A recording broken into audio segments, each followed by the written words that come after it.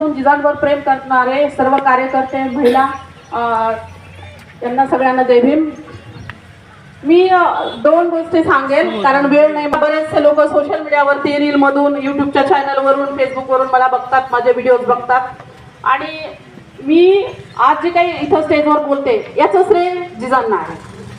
कारण एक महत्त्वाची गोष्ट जी इथे माहीत आहे की नाही मला माहीत नाही, परंतु मी जेव्हा संघटनेत आले 2005-6-7च्या वेळेस, तर 6-7च्या वेळेस संघटनेत आल्याच्या नंतर जिजांनी 2 कार्यकर्त्यांना घरी बसवलं होतं माझ्यामुळं।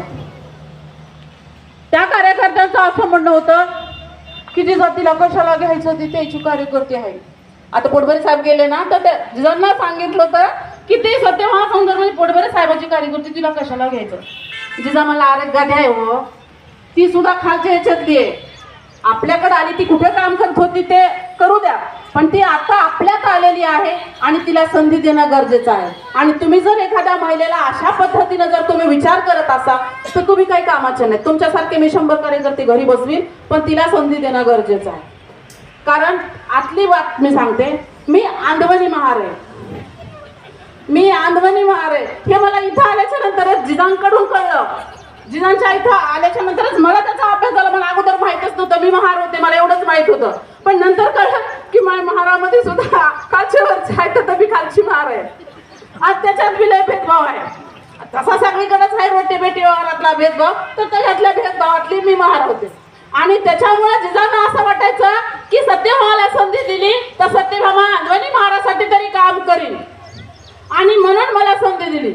आणि त्या संधीचं मला असं वाटतं की कुठंतरी थोडं का होईना मी त्याचा हे करून मी आज उभी आहे।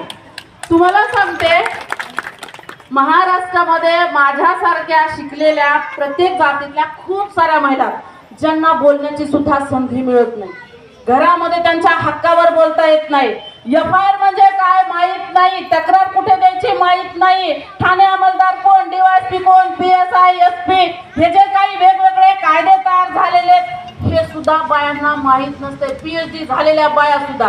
आज माझ्याकडं जिंतूरचं प्रकरण, रिटायर PSI न पोरीला 9 लाख हुंडा दिलाय धम्मदानाच्या नावाखाली।